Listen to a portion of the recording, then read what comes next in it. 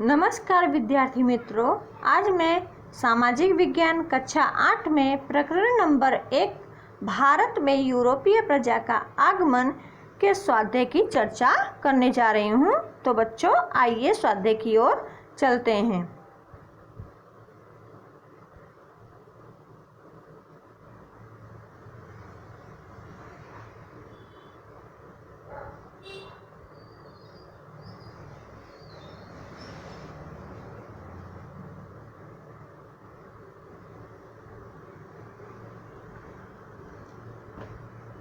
तो बच्चों, स्वाध्याय में पहला प्रश्न है कि यूरोपियन प्रजा को नए जलमार्ग की खोज क्यों करनी पड़ी।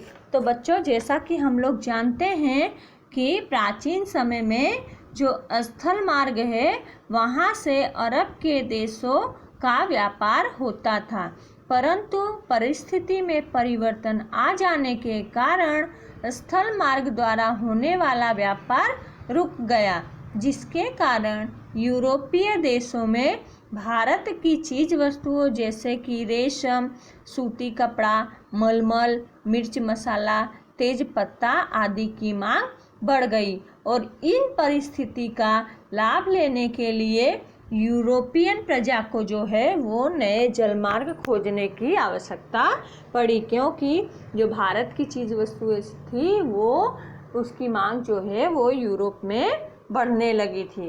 अब बच्चों, दूसरा प्रश्न है, भारत में सर्वप्रथम और सबसे अंत में कौन सी प्रजा का आगमन हुआ। तो बच्चों, जैसा कि हम लोग जानते हैं कि भारत में सबसे पहले कौन आए थे, तो पुर्तगाली आए थे। और सबसे अंत में कौन सी यूरोपियन प्रजा आई थी, तो सबसे अंत में हॉलैंड की डच प्रजा जो है वो आई थी। इसके बाद प्रश्न नंबर 3 है, प्लासी का युद्ध किसके किसके बीच हुआ, उसका क्या परिणाम आया। तो बच्चों, प्लासी का युद्ध 1757 में सिराजुद्दौला कौन था, बंगाल का नवाब, और अंग्रेज़ों के बीच में हुआ।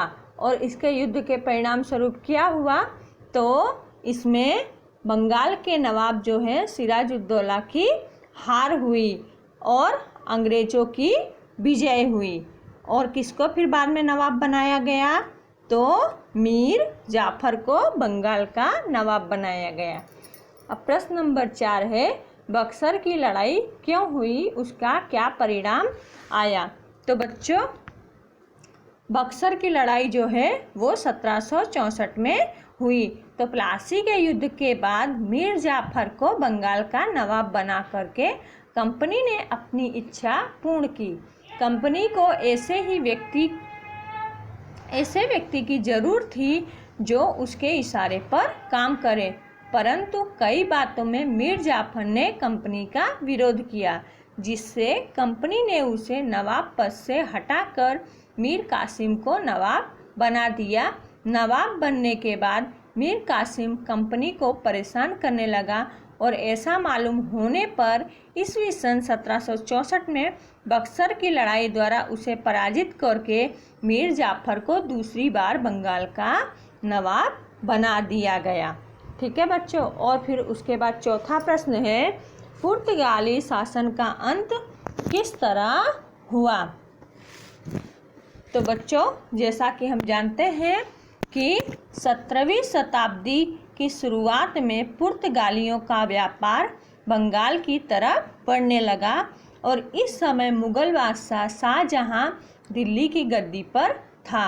बंगाल में उसके अधिकारियों ने पुर्तगाली के दुर्व्यवहारों की शिकायत शाहजहां से की और परिणाम स्वरूप क्या हुआ, शाहजहां के आदेश से पुर्तगालियों की हुगली की कोठी को तोड़ दिया गया और उनके जहाजी बेड़ों को जला दिया गया।